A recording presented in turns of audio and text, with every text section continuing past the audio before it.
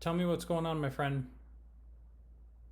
Well, with my tandem axle trailer behind it, over to this guy's place to pick up a car, and I shut it off, and I talked to him for a while, and then I got back in to start it, and it started, but it was idling rough, chook, chook, chook, chook, chook, chook, chook. And then when I stepped the gas to the floor, it speed up, gradual, and then it run real high RPMs and stuff. And then when I let off the gas, it started chugging again, and then it died. So then I tried starting it again, and it wouldn't start again. Okay, and how can I help you? What's your question to me? What could be causing this? Yeah, what could be causing this? Is I this put in a brand new fuel pump, and I put in one of them, what do they call them, little boogers on the rail. Fuel sensor or something. okay? Is this a gas engine or a diesel? Yeah, it's gas. Okay, all right. So it's cranking right now, but it's not starting, correct? Yeah. Okay. And have we checked for spark or fuel? Well, I thought that it'd be getting fuel with the new fuel pump and all, but Okay, so let's think about this. The fuel pump was replaced. How long ago? just yesterday. Okay, so the fuel pump was replaced. Let's just pretend we got an issue with the fuel pump circuit, which is preventing the new fuel pump from turning on, from running.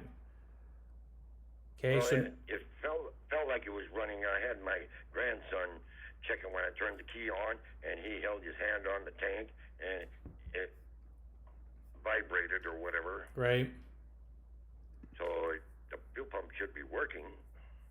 you can hear the fuel pump run now. Well, I don't know. I can't. I'm only one person, and I can't.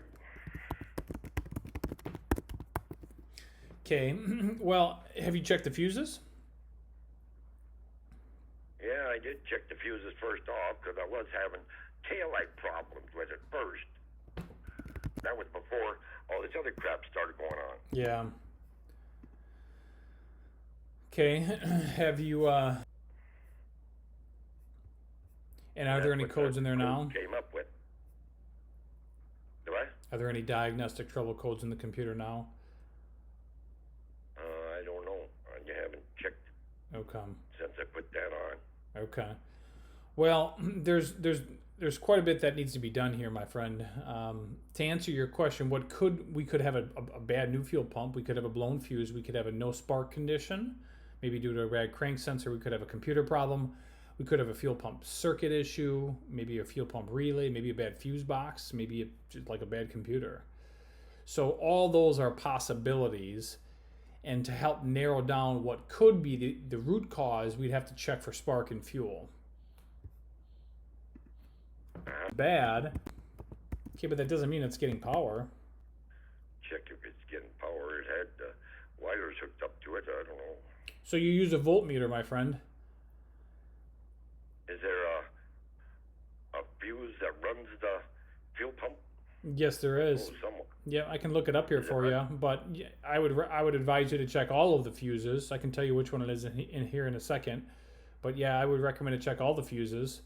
You know, because again, if we're just assuming it's just the fuel pump fuse, and there's no way it could be another fuse that could be bad. We're very narrow-minded. As a diagnostician of 20 years, I know that we need to consider all possibilities. I'm having some technical. Fuel pump relay is in the battery and the fuse. Fuse number 71 and the fuel pump relay is in the battery junction box left rear of engine compartment. So the left rear is as you're sitting in the driver's seat inside the vehicle. Left side of the vehicle is the driver's side.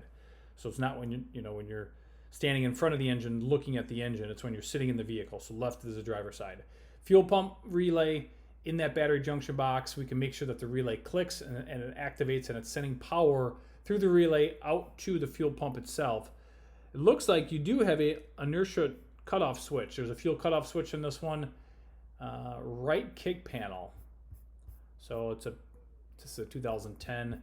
The later years, or the later than this, they got rid of the inertia switch. They actually put it in the computer system. But anyway, so, and you also had the fuel pump driver module, left rear frame rail, which then supplies power to the fuel pump module that you replaced.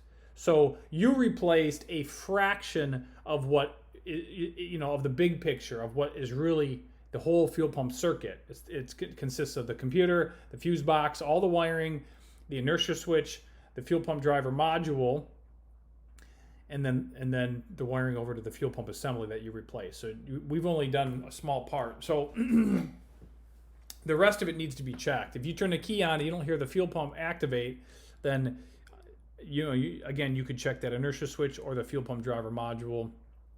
You could simply just replace them. I would advise you to use a voltmeter to check for power, to these components in and out of the inertia switch, and then in and out of that fuel pump driver module. Because what's going to happen is you're going to randomly, because you don't want to pick up a voltmeter and check power in and out of these circuits.